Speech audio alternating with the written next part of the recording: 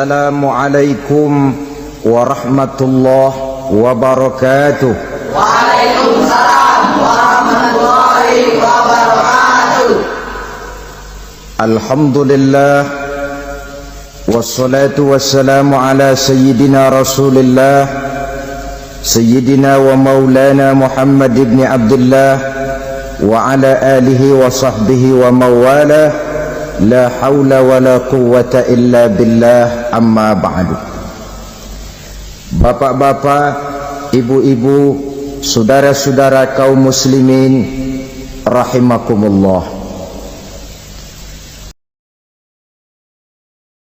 Di dalam kehidupan kita sebagai seorang muslim, minimal 5 kali dalam sehari semalam kita mendengar seruan untuk mendirikan solat yang disebut azan. Ada kalimat menarik di dalam kalimat azan itu, yakni seruan hayya 'alal falah, marilah menuju kepada keberuntungan, marilah meraih kemenangan. Seruan ini adalah kecenderungan dari setiap manusia, apapun warna kulitnya. Artinya setiap orang dalam hidup selalu ingin meraih dan mencari kemenangan. Kemenangan akan melahirkan kepuasan batin, dan kepuasan batin memberikan kebahagiaan. Sedangkan kekalahan melahirkan penderitaan batin, dan penderitaan batin menjerumuskan seseorang di dalam berbagai bentuk kerugian. Jikalau inilah seruan azan, maka masalahnya ialah apa yang menyebabkan kita meraih kemenangan. Al-Quranul Karim memberikan tuntunan dan ajaran kepada kita bahwa orang-orang yang memperoleh kemenangan itu tidak lain adalah orang-orang yang bertakwa. Hanyalah mereka yang bertakwa kepada Allah Subhanahu wa ta'ala pada akhirnya akan tampil sebagai pemenang. Lalu siapa orang yang bertakwa itu? Dijelaskan dalam awal-awal Al-Baqarah, orang yang bertakwa yang akan meraih kemenangan.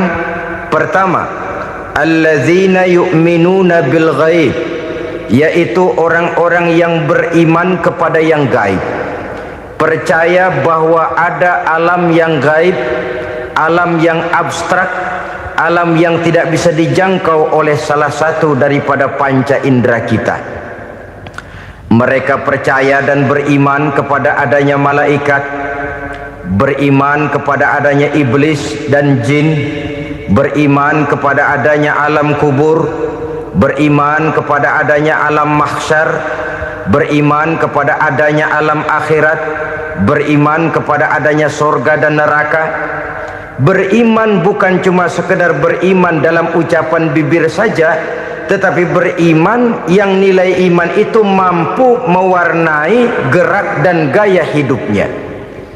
Iman yang meresap sampai ke tulang sumsum, kemudian memberikan dampak positif di dalam kehidupan manusia. Alam, kita tahu, adalah sesuatu yang selain Allah, dan Allah bukanlah alam.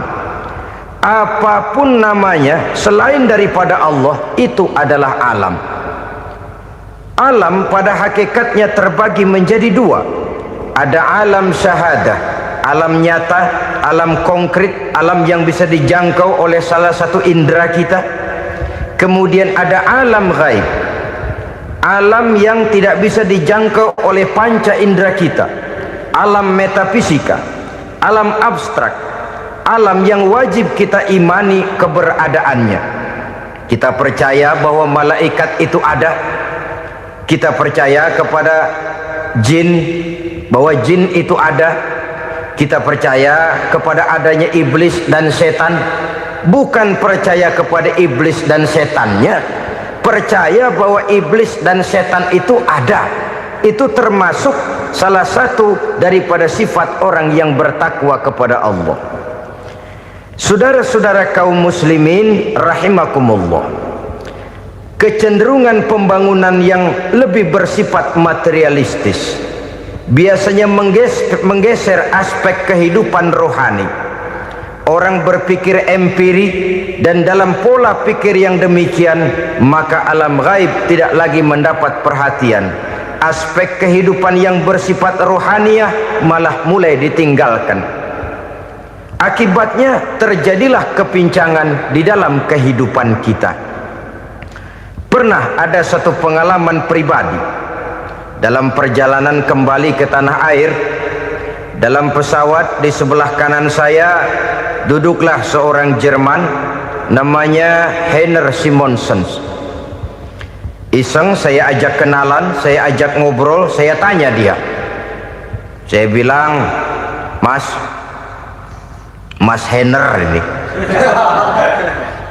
kalau pesawat yang kita tumpangi ini jatuh ke bawah, kira-kira apa yang bakal terjadi, Mas? Dia bilang, kita semua akan mati. Begitu? Iya. Oke. Apa itu mati? Tanya saya. Dia bilang, untuk tahu apa itu mati, kita harus tahu lebih dahulu apa itu hidup. Saya pikir nih bule bisa ngomong juga. Baiklah kata saya. Apa hidup menurut Anda itu?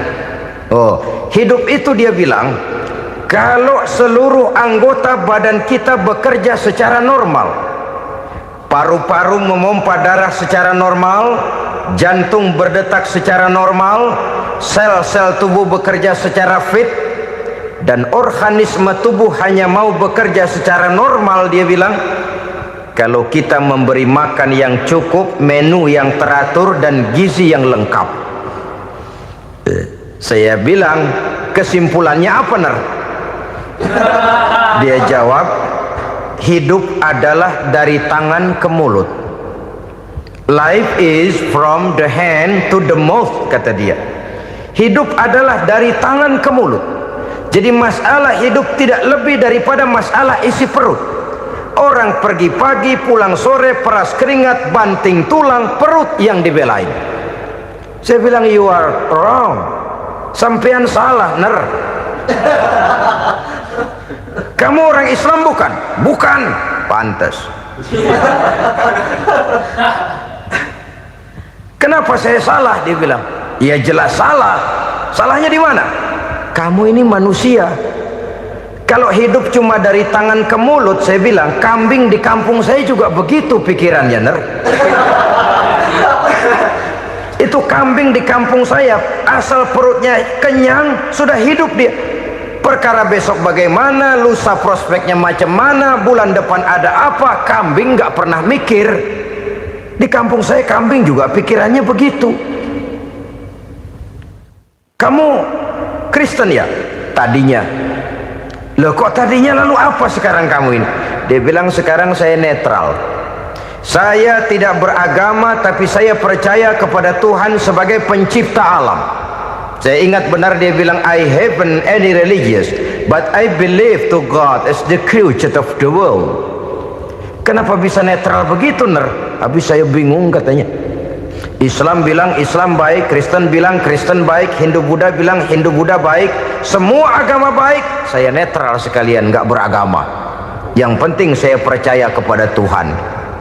Saya bilang, Ner, kamu ini kayak orang mau beli celana, lalu bingung. Yang satu bilang Levi's bagus, yang satu bilang Blue Jean hebat, yang satu bilang Wool England hebat. Celana ini hebat, celana itu bagus, celana ini hebat. Semua celana bagus, kamu bingung.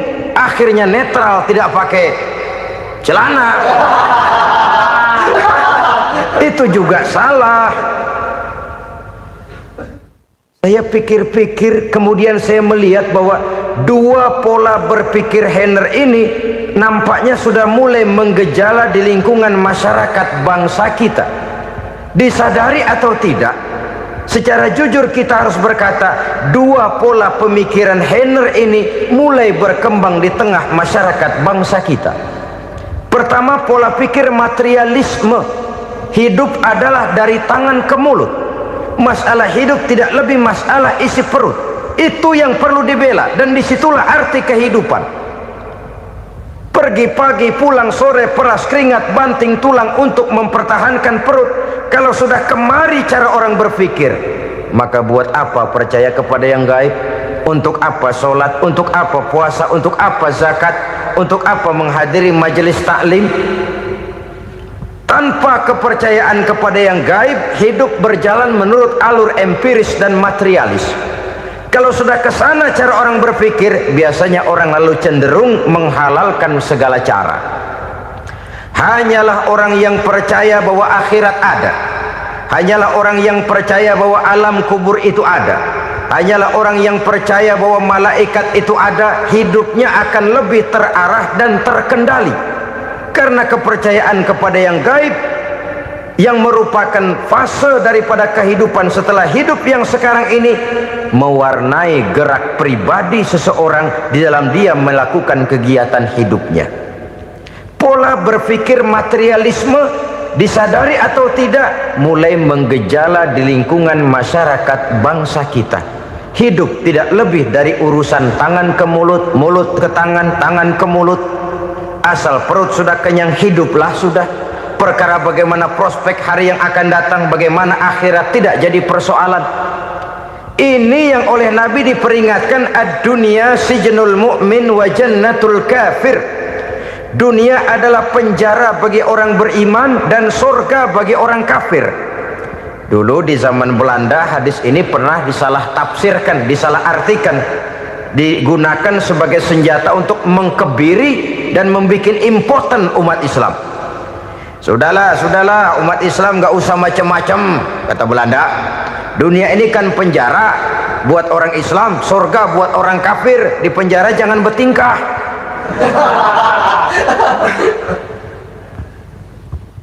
Pengertiannya tidak begitu. Dunia adalah penjara bagi orang mukmin. Artinya dalam kehidupan dunia seorang mukmin tidak bebas memperturutkan hawa nafsunya. Dipenjara hawa nafsunya itu. Sebaliknya surga bagi orang-orang kafir. Buat orang kafir surgalah dunia ini. Mereka bebas memperturutkan hawa nafsunya, dilarang tidak terlarang, dicegah pun tidak tercegah. Mereka hidup menurut alur bisikan nafsu mereka sendiri. Kemudian bila ajal datang, maut merenggut nyawa, selesailah surganya sampai di situ. Maka bagi orang-orang yang tidak percaya kepada adanya akhirat, kepada adanya alam gaib, surganya sebatas umurnya. Sekali lagi, surganya sebatas umurnya. Bila umur selesai, ajal pun datang merenggut nyawa, selesailah sudah surganya sampai di situ. Alangkah pendeknya perjalanan orang-orang yang tidak percaya kepada alam gaib ini. Bagi kita mukmin, jikalau kita mampu memenjarakan hawa nafsu, kita bisa bahagia di dunia ini. Dan Islam memang tidak menyuruh kita sengsara di dunia. Raih dunia, kejar dunia, gapai dunia sebagai alat untuk mencapai kebahagiaan di akhirat nanti. Hidup adalah satu perjalanan panjang yang terbentang sejak kita terlahir dari alam rahim sampai kepada alam akhirat nanti. Andai kata kita gagal meraih kebahagiaan di dunia, toh kita masih punya akhirat. Tapi jangan jadi dalil yang melemahkan semangat. Biarin dah kita di dunia kebelangsak, yang penting akhirat. Akhirnya dunia benar-benar kebelangsak. Bagaimana dunia ini bisa kita raih, dan bagaimana meraih dunia untuk menunjang kepentingan akhirat nanti. Yang kedua, dari pikiran Heiner yang saya lihat menggejala di lingkungan masyarakat bangsa kita, timbulnya manusia-manusia netral. Seolah-olah Tuhan yes, agama no. Sama Tuhan percaya, agama ogah. Tuhan ngangguk, giliran agama godeng. Padahal hampir dalam setiap ayat dalam Quran, kata-kata amanu biasanya bergandeng dengan wa amilus sholihat, iman dan amal soleh. Ini sebagai isyarat Tuhan dan agama jangan pernah dipisah-pisah. Apabila kita bertuhan, maka kita harus beragama. Apabila kita beragama, maka agama itu harus bersumberkan dari Tuhan yang kita imani itu. Tidak mungkin kita pisah, Tuhan yes, agama no. Sama Tuhan percaya tapi agama bikin sendiri. Sembayangnya cukup bengong 2 jam madep ngulon.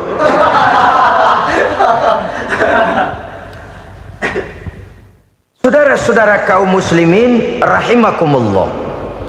Jadi dengan demikian, agama yang kita akui merupakan unsur mutlak di dalam pembangunan sekarang ini, merupakan bagian dari kehidupan yang menuntun kita bahwa di balik alam nyata ini, di balik alam syahadah ini ada alam gaib.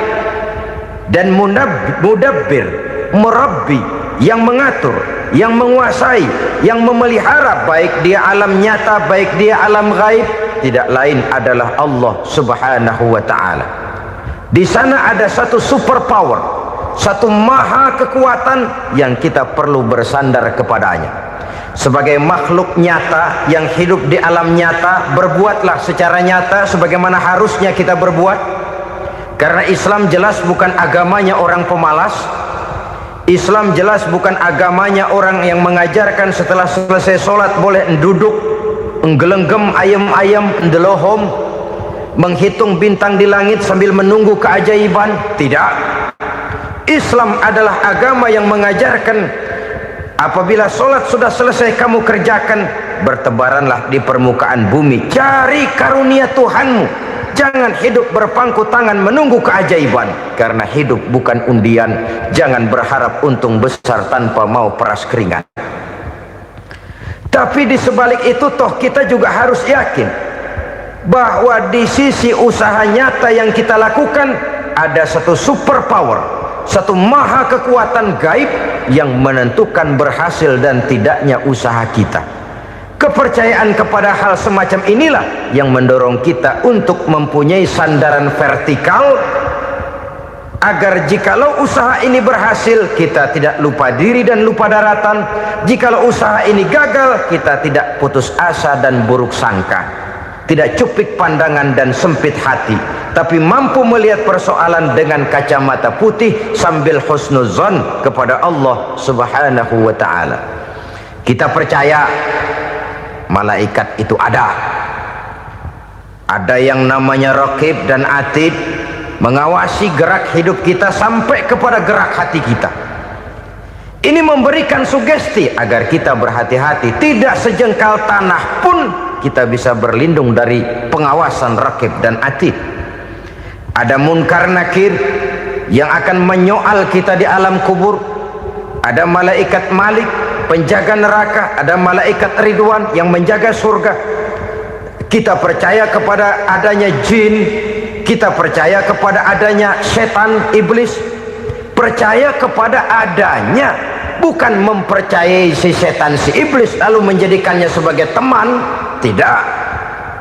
Percaya bahwa mereka itu ada dan merupakan makhluk Allah yang gaib, yang diciptakan Allah Azza wa Jalla. Kepercayaan kepada alam gaib memberikan motivasi terhadap gerak lahir manusia, sehingga dengan motivasi kepercayaan kepada yang gaib, gerak lahir jadi lebih terarah, jadi lebih terpelihara. Pernah seseorang bertanya, "Pak, apakah adanya akhirat bisa dibuktikan secara ilmiah?" Saya bilang tidak bisa, tidak bisa. Kenapa? Karena yang berangkat nggak pernah pulang kembali lagi. Kalau dia pulang kemari bisa kita tanya bagaimana enak di sono. Cuma secara moral saya katakan, lebih beruntung orang yang percaya kepada akhirat daripada yang tidak. Sekarang saudara percaya akhirat ada, lalu saudara baik-baik di dunia, sholat, puasa, zakat, menolong orang lain, menebarkan kebajikan. Saudara mati, andai kata akhirat tidak ada, toh dalam hidup saudara sudah berbuat baik, paling tidak nama saudara akan dikenang sebagai orang baik.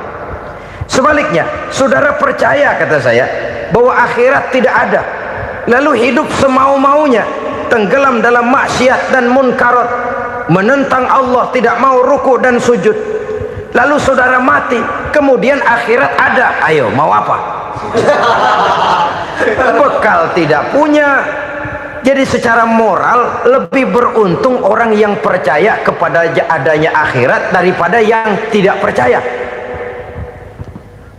Dan itu alam gaib yang tidak bisa dibuktikan secara eksat. Jangankan untuk membuktikan seperti itu, dalam kehidupan sehari-hari saja yang kita rasakan tidak selalu berbentuk toh. Angin, bagaimana sih bentuknya angin? Kita tidak tahu. Merah, buktinya kalau dikerok merah. Yang merah itu kulit, yang kulit kita bukan anginnya. Sakit, rasa sakit itu ada, tapi bagaimana bentuk sakit kita nggak pernah tahu. Kalau kita makan cabai pedas, bagaimana bentuk pedas itu tidak ada, tapi rasa ada. Bentuk pedas hijau, cabainya bukan pedasnya. Tidak semua yang kita rasakan bisa kita gambarkan dalam bentuk yang konkret. Oleh karena itu, sekali lagi bahwa kepercayaan kepada alam yang gaib mampu memberikan satu sugesti yang menata kehidupan seseorang lebih lurus, lebih terarah, dan lebih terkendali. Maka wajar kalau kepercayaan kepada yang gaib mengantarkan seseorang untuk meraih kemenangan. Kenapa? Dia percaya kepada yang gaib, bahwa akhirat ada, bahwa alam kubur ada, bahwa pertanggungan jawab itu ada. Maka dia lalu tidak hidup saenae udele dewe, itu loh. Tidak hidup menurut seleranya sendiri, terarah, teratur. Ini cirinya yang pertama. Orang bertakwa yang akan meraih kemenangan, mereka beriman, mereka percaya kepada yang gaib. Bahkan hal-hal konkret saja selalu berangkat dari yang gaib. Saudara-saudara, para remaja, para pemuda sekarang ini tidak pernah tahu toh siapa yang akan jadi teman hidup saudara. Kita bisa saja ngerancang, mentargetkan, tapi toh akhirnya yang namanya jodoh bukan kekuasaan kita. Rezeki di luar kemampuan kita. Begitu juga ajal, maut, jodoh, ajal adalah contoh-contoh konkret bahwa pada akhirnya yang gaiblah yang menentukan. Bertahun-tahun ngelancong, emang jodoh seret nggak jadi.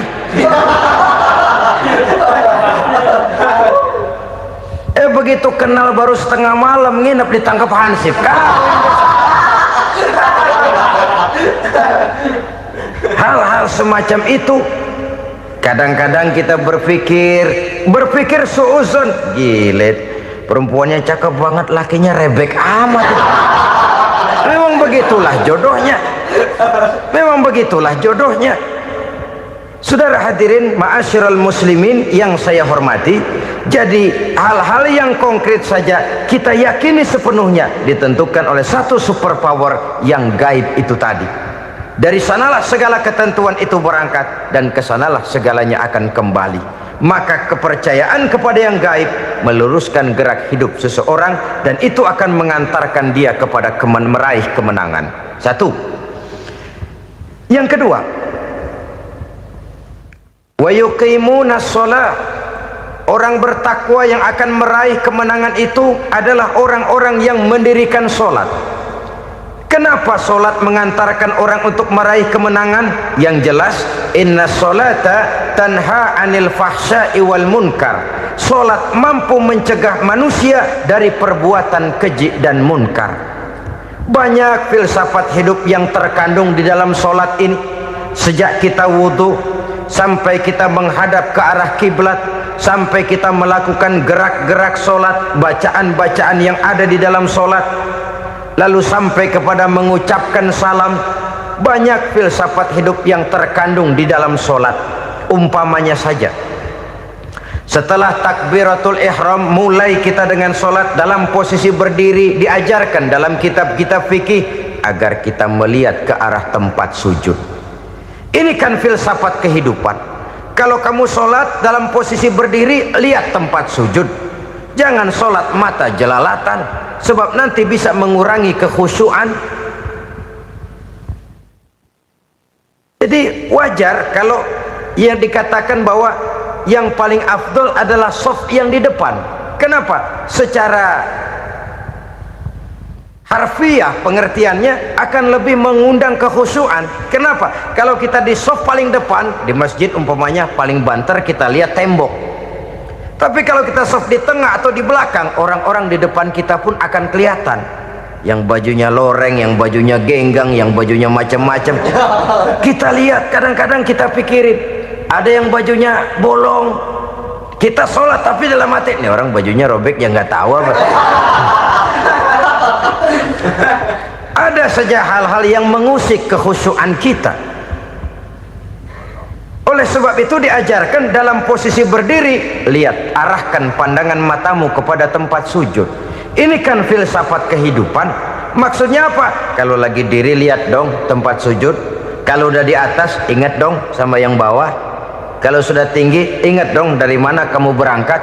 Kalau sudah berkuasa, bantu dong yang lemah. Kalau sudah kaya, santuni dong yang miskin. Kalau sudah alim, bimbing dong yang awam. Ini filsafat kehidupan. Dalam posisi berdiri, kau lihat tempat sujud. Ini akan melahirkan kepekaan sosial, di mana seseorang mau tahu kepada orang lainnya. Bagaimanapun kaya kita, tinggi pangkat dan jabatan kita, jikalau hidup hanya untuk kepentingan perut sendiri saja, rasanya belum membawa manfaat di dalam kehidupan kita. Tapi efek yang tertinggi sesungguhnya, solat mencegah manusia dari perbuatan keji dan munkar. Perbuatan keji dan munkar, walaupun kelihatannya mendatangkan uang, membawa keuntungan, tapi itu keuntungan semu, keuntungan sementara. Dengan menipu orang lain kita bisa dapat untung, tapi tidak membawa berkah. Dan itu adalah kerugian besar dalam kehidupan kita. Maka untuk meraih kemenangan, harus dimulai dengan membentuk kepribadian yang tegar, memiliki sandaran vertikal yang langsung kepada Allah Subhanahu wa ta'ala. Dan itu hanya bisa kita tempuh melalui jalur ibadah formal yang sudah ditentukan Allah, yakni solat yang 5 waktu. Untuk memperkuat itu, ada solat-solat sunnah, rawatib, nawafil, sebagai terminal-terminal kontrol cadangan untuk memelihara stabilitas temperatur batin di dalam kita berhubungan dengan zat yang maha gaib, yaitu Allah Subhanahu wa ta'ala. Orang sering bertanya, Pak, itu tetangga saya nggak sholat, duitnya nggak habis-habis, Pak. Nggak sholat tapi mobilnya tambah terus. Nggak sholat tapi usahanya makin maju. Tapi di sisi lain ada orang yang rajin sholat, rezekinya butak bener. Anaknya mana kurus, mana korengan. Saudara hadirin ma'asyiral muslimin rahimakumullah, harus saya katakan bahwa solat memang bukan untuk cari duit. Solat adalah sandaran vertikal kita kepada Allah. Sedangkan soal rezeki itu berkaitan dengan sifat Allah maha pengasih dan maha penyayang. Allah maha pengasih, siapapun dikasih kalau mau usaha. Allah maha penyayang, tidak semua orang disayang oleh Allah Azza wa Jalla.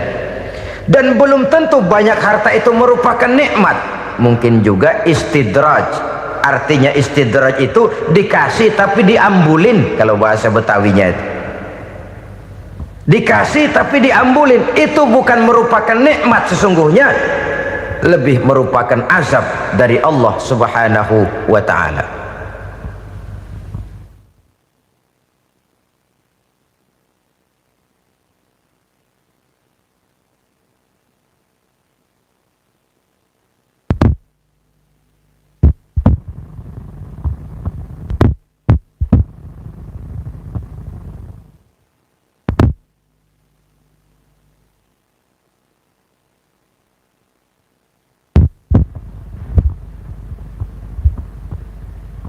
Agama mempunyai sistem solat, dan kita umat Islam telah dituntun oleh Allah Subhanahu wa ta'ala yang wajibnya 5 kali dalam sehari semalam mendirikan solat, dan itu tentu berada dalam jangkauan kemampuan manusia.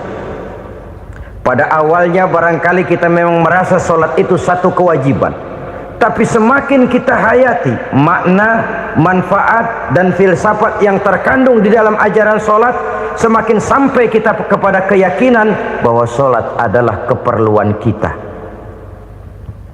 Sehingga pada waktu tertentu dinilai puncaknya, kita tidak lagi akan berkata saya wajib sholat, tapi kita akan berkata saya perlu sholat. Kalau kita sudah merasakan itu adalah keperluan kita, nah di sanalah kita baru akan merasakan ruginya kalau hal itu tidak kita laksanakan. Sepanjang kita masih berkata saya wajib sholat, kita akan lebih merasakan dia sebagai beban ketimbang sebagai keperluan. Yang jelas Allah tidak memerlukan ibadah yang kita laksanakan ini. Dengan kata lain, andai kata satu dunia penuh ini orang tidak ada yang sholat satu pun, Allah tidak akan turun dari jabatan Tuhan. Jangan lalu berpikir kalau kita ngambek se-RW kagak sembahyang Tuhan tekor kali ini ya. Tentu tidak. Itu perlunya kita, bukan perlunya Allah. Dan pada induknya kita akan berkata saya perlu agama.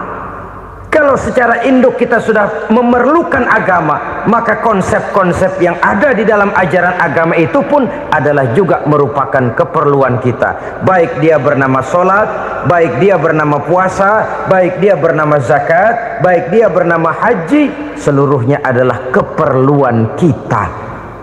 Dan sesuatu yang kita perlukan apabila tidak kita laksanakan akan melahirkan kerugian di dalam kehidupan. Jangan heran kalau kita membaca riwayat perjalanan hidup para salafus soleh, orang-orang soleh. Ada yang tahajud sampai 100 rakaat, ada yang sholat malam kakinya sampai bengkak. Kita sekalinya bengkak biri-biri. Ada yang sholat membaca surah dalam Al-Quran sampai khotam Quran. Kok mau? Mereka sudah merasakan itu keperluan. Itu saja soalnya. Satu saat pun jikalau kita merasa bahwa itu keperluan saya, kita pun akan melaksanakan seperti itu. Keperluan saya dalam kehidupan. Inilah yang kedua. Yang ketiga, orang bertakwa yang akan meraih kemenangan itu, wa mimma razaqnahum yunfikun. Mereka membelanjakan sebagian daripada rezeki yang diberikan Allah kepada mereka. Mereka infakkan di jalan Allah. Ada satu dialog menarik. Satu hari seorang anak muda bertemu dengan seorang kakek-kakek yang sudah dikenalnya baik. Bertanyalah anak muda ini, "Kek, umur kakek berapa tahun?" 15 tahun, kata si kakek. Anak kakek berapa orang? 1. Harta kakek berapa banyak? 15 juta. Si anak muda ini bengong, lalu protes, "Kok kakek bohongin saya?" "Kenapa?" "Saya tahu umur kakek 70 tahun. Kenapa ngaku 15? Saya tahu anak kakek 5. Kenapa bilang 1? Saya tahu kakek miliuner, miliaran uang kakek. Kenapa ngaku cuma 15 juta? Begini, kata si kakek tadi. Benar, umur saya 70 tahun. Tapi dari umur yang 70 tahun itu baru 15 tahun terakhir ini saya merasakan ibadah kepada Allah. Meninggalkan maksiat, jauh dari segala macam munkarat. Maka yang 15 tahun inilah yang benar-benar saya rasakan sebagai umur saya. Benar anak saya 5, tapi yang 4 susah diatur. Cuman 1 rasanya nih yang bakal jadi si buah hati belahan jantung pelanjut cerita penerus sejarah. Cuma 1 ini yang saya harapkan, yang akan jadi anak soleh, yang akan membuat saya menerima pensiunan pahala. Kalau yang 4 apek dah, nggak ada harapan. Yang 1 nyekek botol melulu. Oh begitu, iya. Lalu kenapa kakek bilang harta kakek cuma 15 juta padahal saya tahu kakek uangnya miliaran, depositonya banyak? Ya karena 15 juta itulah yang saya ingat yang pernah saya belanjakan di jalan Allah. Saya merasa itulah harta saya yang sebenarnya. Yang miliaran yang saya simpan di bank kelak, kalau satu saat saya mati, akan jadi rebutan di antara anak-anak saya. Iya, kalau anak saya soleh kayak yang satu ini. Kalau yang 4 tadi udah tulen dia bakal berantem dah berebut tuh. Jadi 15 juta yang saya belanjakan di jalan Allah inilah yang saya merasakan benar-benar harta saya yang sesungguhnya. Dialog ini patut menjadi bahan renungan kita bersama. Diberikan kita umur 40, 50, 60, 70, 80. Berapa tahun dari umur yang diberikan itu yang jalan mulus, yang kita gunakan untuk melaksanakan ibadah? Banyak harta kita simpan di bank, di lemari, di dompet, di tas. Tapi berapa yang sudah kita depositokan di jalan Allah yang akan menemani kita di hari kita kembali nanti? Maka orang bertakwa yang akan meraih kemenangan, wa mimma razaqnahum yunfikun, mereka membelanjakan sebagian dari rezeki yang diberikan Allah di jalan Allah subhanahu wa ta'ala. Ma'asyiral muslimin rahimakumullah, zahirnya memang kita memberikan kepada orang lain, tapi hakikatnya kita menyimpan untuk diri kita sendiri. Kita memberikan kepada yatim piatu 25.000. Zahirnya kita memberikan si yatim, hakikatnya kan kita cuma nyimpan. Saya berikan, titip kepadamu, ini untuk saya di akhirat. Kau boleh belikan baju, kau boleh belikan untukmu makan, kau boleh bayarkan sekolahmu. Ini untuk saya. Hakikatnya kita nyumbang masjid 1 juta, zahirnya kita berikan kepada panitia masjid, tapi hakikatnya kan cuma titip 1 juta ya untuk saya di alam kubur nanti. Silahkan kau boleh belikan semen, ini uang, belikan besi, belikan pasir, saya cuma sekedar titip untuk kepentingan saya. Hakikatnya kita cuma sekedar menitip. Sebagaimanapun pada hakikatnya, apapun yang kita miliki dalam kehidupan kan cuma sekedar hak guna pakai, bukan hak milik mutlak. Harta kita, rumah kita, kendaraan kita, kebun kita, pabrik kita, hak guna pakai saja. Hak milik mutlak cuma untuk Allah subhanahu wa ta'ala. Saudara-saudara kaum muslimin rahimakumullah, ini yang ketiga. Kemudian yang keempat, orang-orang bertakwa yang akan meraih kemenangan, allazina yu'minuna bima unzila ilaika, mereka yang beriman, mereka yang percaya kepada apa yang telah diturunkan kepadamu Muhammad, ay Al-Quran, yakni Al-Quranul Karim. Setelah percaya kepada yang gaib, mendirikan solat, kemudian menginfakkan sebagian dari rezeki yang diberikan Allah, mereka juga lalu percaya kepada yang diturunkan terhadap Nabi, yaitu tidak lain Al-Quranul Karim. Sekali lagi di sini, percaya bukan hanya sekedar percaya saja, tetapi percaya lalu menjadikan Al-Quran itu sebagai pedoman hidup. Sebab memang Al-Quran itu adalah GBHM, garis-garis besar haluan muslim. Apa yang harus kita lakukan, apa yang harus tidak kita lakukan, bagaimana mestinya kita bertingkah laku dan berbuat, seluruhnya tercantum di dalam Al-Quranul Karim.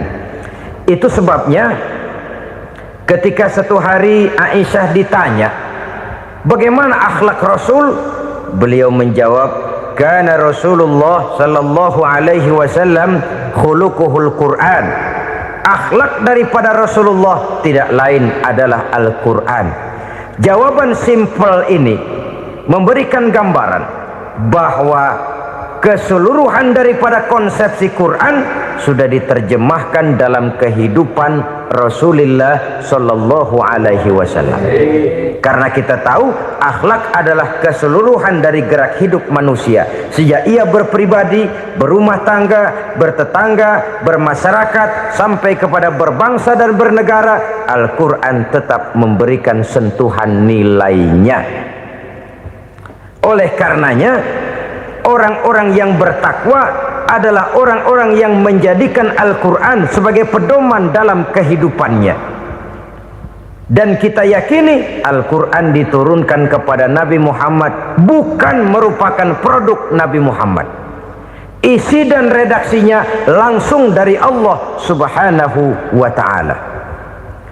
Kemudian cirinya yang kelima, orang bertakwa yang akan meraih kemenangan itu, wa ma unzila min qablika, tidak hanya sekedar percaya kepada yang diturunkan terhadap Nabi Muhammad yaitu Al-Quran, mereka juga percaya kepada apa yang pernah diturunkan kepada para nabi, kepada para rasul sebelum Nabi Muhammad.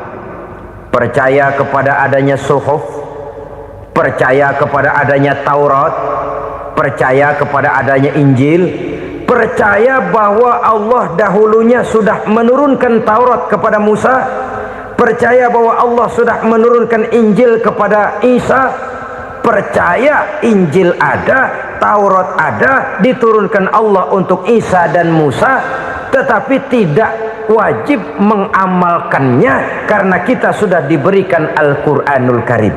Ini yang perlu saya garis bawahi. Kita percaya Allah telah menurunkan Injil dahulu kepada Isa. Kita percaya bahwa Allah telah menurunkan Taurat dahulunya kepada Nabi Musa. Kadang-kadang ini dijadikan dalih, dikacaukan pengertiannya. Quran saja mengajarkan bahwa orang yang bertakwa harus percaya kepada Injil, maka pakailah Injil. Apalagi kalau ayat sebelumnya ditilap, dihapus, dihilangkan, Injilnya yang ditekankan, maka akan terjadilah penekanan yang salah arah. Karena salah arah akhirnya bisa merusak dan menghancurkan akidah. Ketika Rasul suatu saat pernah ditanya orang, "Ya Rasul, bagaimana sikap kita sebagai muslim terhadap Injil yang ada sekarang?" Beliau menjawab, "La tukadzibuhu jami'an wa la tusaddiquhu jami'an." Jangan didustakan seluruhnya, jangan juga dibenarkan semuanya. Artinya, ini sudah merupakan gambaran dari Rasul bahwa dalam Injil yang ada sekarang masih ada ajaran-ajaran tauhid yang dibawa oleh Nabi Isa dan diajarkan kepada umatnya. Tapi juga dalam Injil yang sekarang ini sudah terkena intervensi dan investasi manusiawi. Karena itu Rasul menyimpulkan, la tukadzibuhu jami'an wa la tusaddiquhu jami'an. Jangan didustakan semua, jangan dibenarkan seluruhnya. Kita memang percaya Allah telah menurunkan Injil kepada Nabi Isa dulu, tapi kita tidak wajib mengamalkan Injil. Kita percaya Allah telah menurunkan Taurat kepada Nabi Musa, tapi kita tidak wajib mengamalkan kitab ajaran Taurat. Yang wajib kita percayai dan kita amalkan hanyalah Al-Quranul Karim. Kenapa? Oleh karena baik yang ada di dalam Taurat, baik yang ada di dalam Injil, tentu tercakup di dalam Al-Quran sebagai kitab terakhir yang diturunkan oleh Allah Subhanahu wa ta'ala. Dan itu wajar.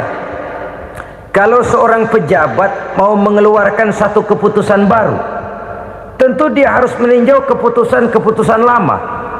Andai kata dianggap tidak berlaku, dianggap tidak relevan lagi, maka keputusan-keputusan lama itu tentu sudah dianggap tidak berlaku. Sebagian daripada aturan-aturan dalam keputusan lama yang masih dianggap relevan tercantum dalam keputusan baru yang wajib diamalkan. Begitulah hubungannya antara Al-Quran, Taurat, Zabur, dan Injil. 4 kitab samawi yang diturunkan Allah masing-masing kepada Zabur untuk Nabi Daud, Taurat untuk Nabi Musa, dan Injil untuk Nabi Isa alaihi wassalatu wassalam. Ketiga-tiga kitab itu kita percayai adanya. Kita yakini Allah telah menurunkan Zabur, Taurat, dan Injil, tapi kita tidak wajib mengamalkannya. Yang wajib kita mengamalkannya sekarang ini tidak lain hanyalah Al-Quranul Karim saja, karena ia mencakup apa yang ada di dalam Zabur, apa yang ada di dalam Taurat, dan apa yang ada di dalam Injil. Keotentikannya bisa dipertanggungjawabkan.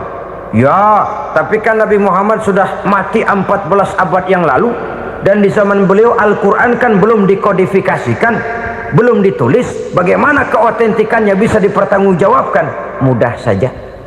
Allah berjanji, inna nahnu nazzalna dzikra wa inna lahu lahafizun. Kami yang menurunkan Al-Quran dan kami yang akan menjaga dan memeliharanya. Allah turunkan Quran, Allah menjaganya. Bagaimana cara Allah menjaga Al-Quran itu? Banyaknya orang-orang yang hafaz Al-Quran. Hafaz Al-Quran 30 juz, 114 surah, 6666 ayat. Sehingga jangankan satu kata, jangankan satu ayat, satu kalimat saja berubah, sudah akan timbul reaksi dan mudah dimengerti. Kenapa? Banyak orang-orang yang hafaz Al-Quran. Sedangkan pada setiap akhir tahun biasanya malaikat Jibril selalu mengadakan checking terhadap ayat-ayat yang diturunkan pada waktu itu. Di zaman Nabi sendiri sudah ada usaha kodifikasi. Dan yang lebih luar biasa lagi, sampai hari ini tidak seorang pun mampu membuat satu ayat saja semacam Al-Quran. Ke bahasa manapun dia diterjemahkan, naskah aslinya tetap ikut, rujukan dasarnya tetap ada.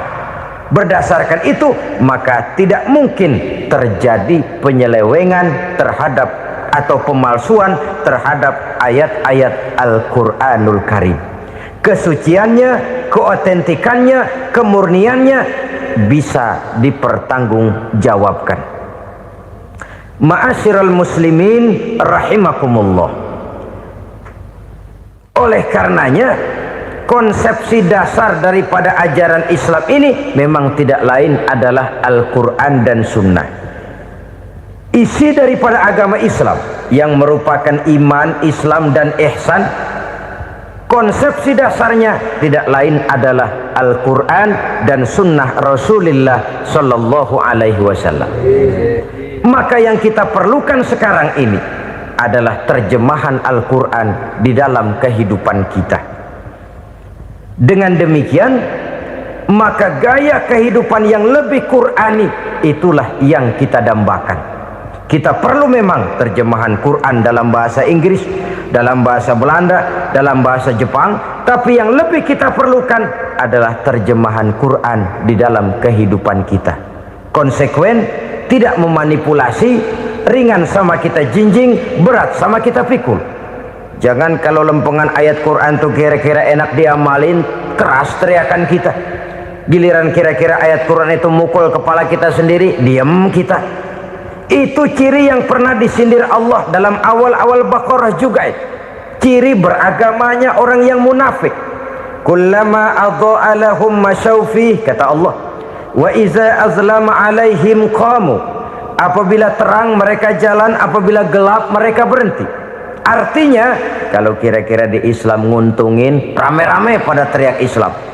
Tapi ketika diminta untuk berjuang, ketika dituntut untuk berkorban, rame-rame mengundurkan diri. Nasib agama tidak ubahnya seperti daun pisang yang dikait orang di tepi jalan lantaran tak berpayung di ketika hari hujan. Manakala hujan usailah sudah, daun itu pun dicampakkan di tepi jalan, diinjak pula orang nan lalu. Artinya, orang menjadikan agama cuma sebagai lipstick, decoration only, tidak konsekuen. Hanya pada saat-saat kelihatannya Islam membawa keuntungan, rame-rame orang teriak-teriak tentang Islam. Tapi jikalau diminta berjuang, jikalau dituntut untuk berkorban, biasanya rame-rame juga mengundurkan diri.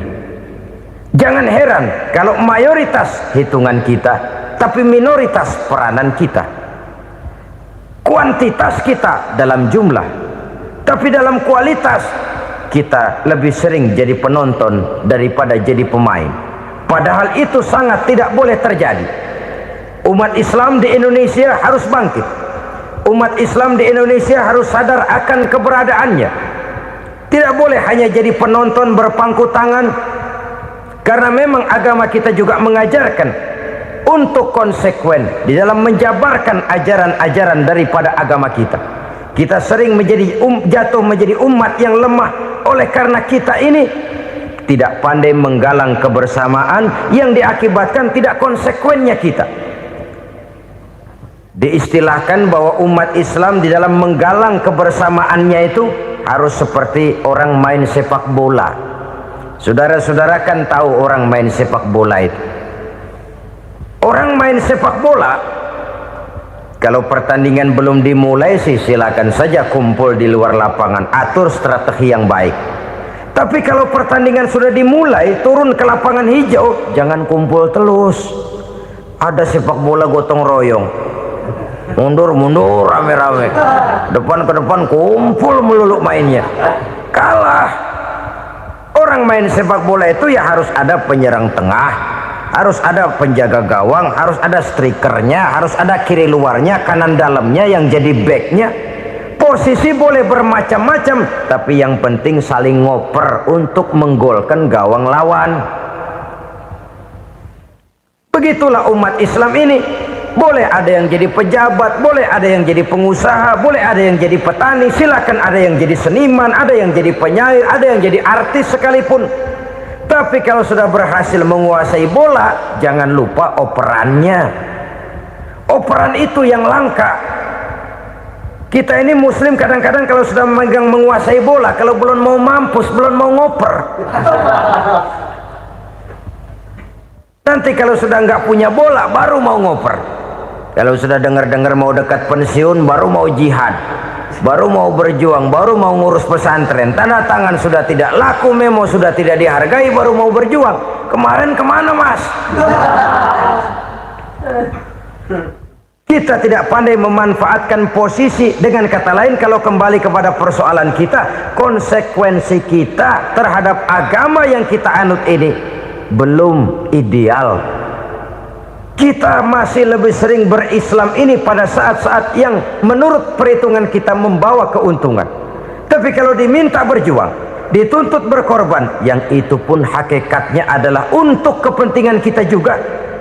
Allah tidak pernah menuntut kita untuk jihad bagi kepentingan Allah, itu tidak. Berjuang menegakkan agama Allah, apakah untuk kepentingan Allah? Tidak. Untuk kepentingan kita.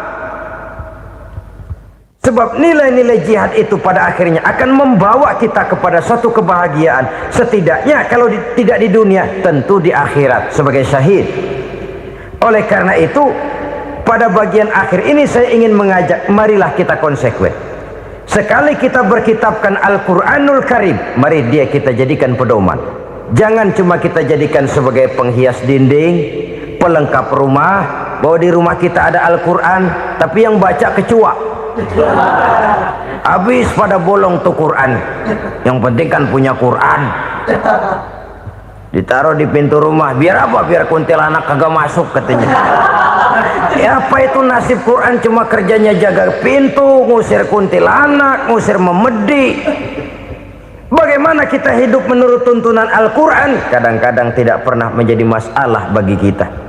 Maka bagaimanakah Al-Quran akan mungkin membawa keberkahan dalam hidup kalau ajarannya kita injak-injak dalam keseharian kita?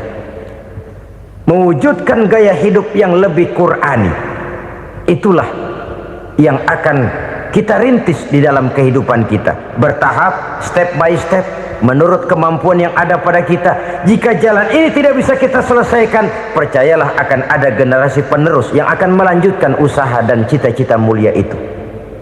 Jadi percaya kepada Taurat, percaya kepada Injil, sekadar percaya Allah dahulunya sudah menurunkan itu, tapi kita tidak wajib mengamalkannya.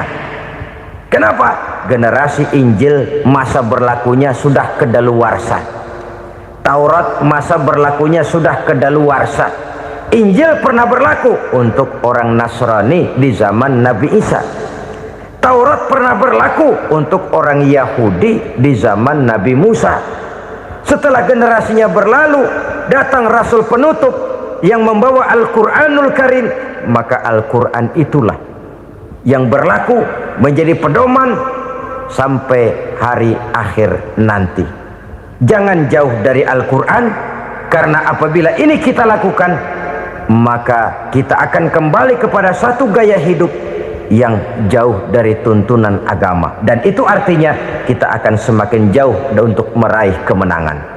Saudara-saudara kaum muslimin rahimakumullah, Yang keenam, yang terakhir, orang-orang bertakwa yang akan meraih kemenangan itu wabil akhirati hum yuqinun.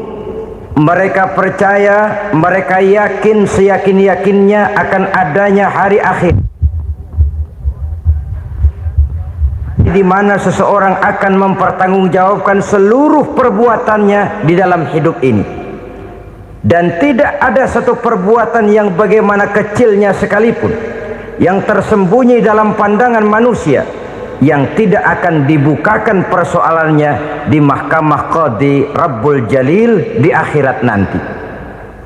Itulah sebabnya maka percaya kepada akhirat disebut secara khusus, padahal di awal tadi sudah dijelaskan yu'minuna bil ghaib, percaya kepada alam gaib, dan alam gaib ini termasuk akhirat. Kenapa pada bagian akhir disebut lagi akhirat? Karena ternyata bahwa kepercayaan kepada adanya akhirat merupakan induk dari kepercayaan terhadap adanya malaikat, setan, jin, dan lain sebagainya, dan akan lebih memberikan sugesti dalam kehidupan manusia untuk meluruskan gerak hidupnya. Jikalau satu saat tergerak hati akan berbuat kejahatan, ingin mencuri, sadarlah, awas ada akhirat. Sebab kalau kita cuma teriak awas ada polisi, itu cuma tertunda sementara, begitu polisi meleng embat. Kalau kita ingin berbuat jahat cuma berteriak awas ada hansip, cuma sementara ketika hansip itu ada. Tapi kalau ceritanya awas ada akhirat, mau menyeleweng awas ada akhirat, mau berjudi awas ada akhirat, mau mencuri awas ada akhirat. Keyakinan yang akan meluruskan gerak hidup manusia sehingga gerak itu jadi lebih terarah dan terkontrol, tidak merugikan baik diri sendiri, lebih-lebih orang lain. Ternyata bahwa kepercayaan kepadanya adanya hari akhirat sanggup menjadi sumber daya kontrol dari kehidupan manusia, sehingga ia tidak terjebak dalam perbuatan maksiat dan munkarat. Saudara-saudara kaum muslimin, inilah saja yang kita bicarakan pada pertemuan kali ini. Semoga Allah subhanahu wa ta'ala memberikan kekuatan zahir dan batin kepada kita untuk dapat meraih kemenangan dengan beriman kepada yang gaib, mendirikan solat, membelanjakan sebagian dari rezeki yang diberikan Allah, percaya kepada Al-Quran, beriman kepada kitab-kitab yang diturunkan sebelum Al-Quran, lalu meyakini adanya hari akhirat. Terima kasih atas segala perhatian, mohon maaf atas segala kekurangan. Usikum wa nafsi bitaqwallah. Wassalamu alaikum warahmatullahi wabarakatuh. Waalaikumsalam warahmatullahi wabarakatuh.